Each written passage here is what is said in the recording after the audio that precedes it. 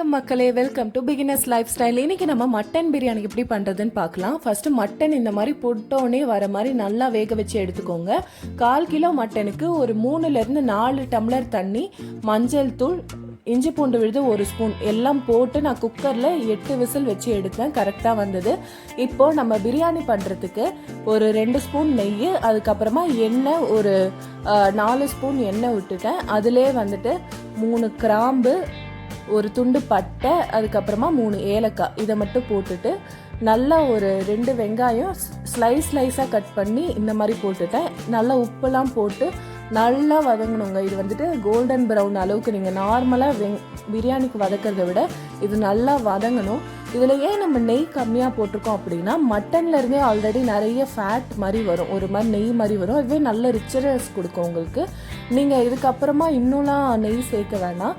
இப்போ வந்துட்டு இதில் 2 ஸ்பூன் இஞ்சி பூண்டு விழுது சேர்த்துட்டு இந்த மாதிரி அடியெல்லாம் எடுத்து விட்டு நல்லா அதோட பச்சை வாசனை போகிற அளவுக்கு நீங்கள் வதக்கணும். நான் இன்றைக்கி 1 டம்ளர் அரிசி தான் எடுத்திருக்கேன். ஸோ அதுக்கான அளவு தான் இது. 1 டம்ளர் சீரக சம்பா அரிசி எடுத்திருக்கேன்.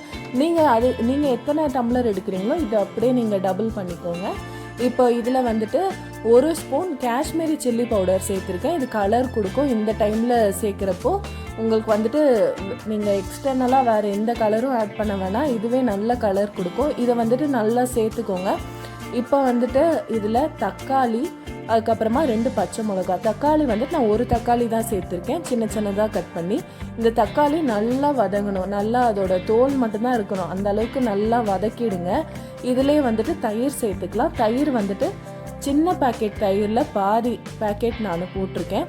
இப்போ வந்துட்டு நம்ம hero of the dish mutton போட்டுக்கிறோம்.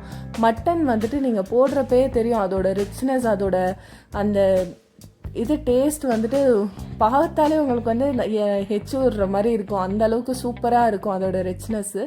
நீங்கள் வந்துட்டு நல்லா மிக்ஸ் பண்ணிக்கோங்க. நீங்கள் வந்து ஃபஸ்ட்டே வந்து வேக வச்சும் போட்டுக்கலாம், இது கூடயும் வேக வைக்கலாம்.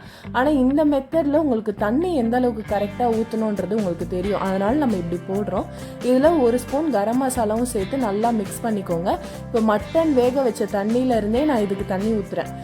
1.25 கப்பு தண்ணி ஊற்றணும். 3/4 கப் வந்து அந்த மட்டன் வேக வச்ச தண்ணி வந்தது. அதுக்கப்புறமா அரிசி ஊற வச்ச தண்ணி 1 டம்ளர் வந்தது. இப்போ அரிசி ஊற வைக்கிறப்போ நீங்கள் என்ன பண்ணுங்கன்னா, ஃபஸ்ட்டே வாஷ் பண்ணிவிடுங்க. சாதா தண்ணியில் ஃபஸ்ட்டே வாஷ் பண்ணிட்டு ஊற வைக்கிறப்போ குடிக்கிற தண்ணியில் ஊற வைங்க. அப்போ தான் உங்களால் இந்த மாதிரி பண்ண முடியும்.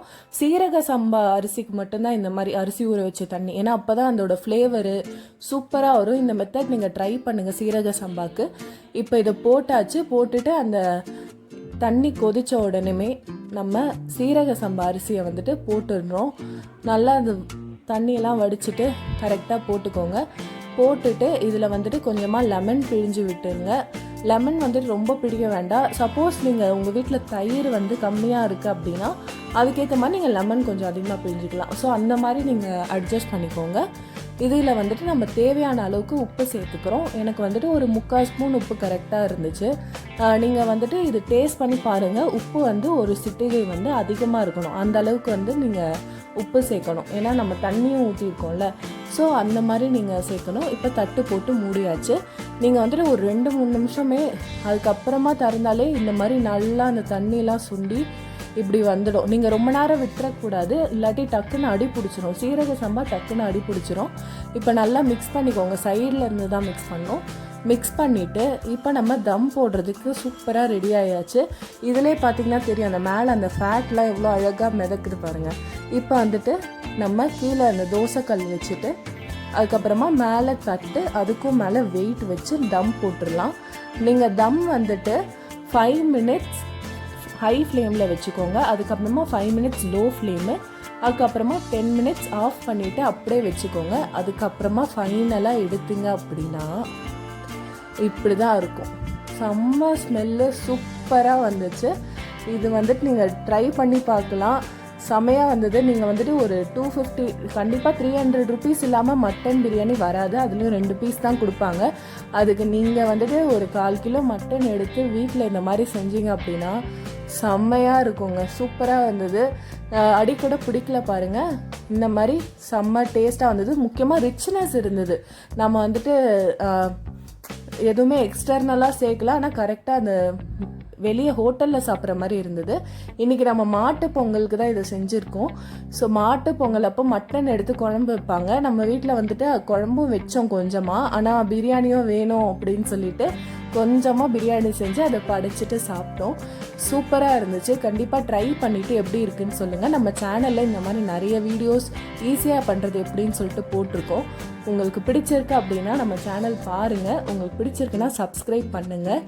நீங்களும் வந்துட்டு எப்படி வந்தது உங்களுக்கு அப்படின்னு சொல்லிட்டு சொல்லுங்கள். இது ரொம்பவே ஈஸியான மெத்தடு. ஸோ அவ்வளோதான், mutton biryani ready. Bye by.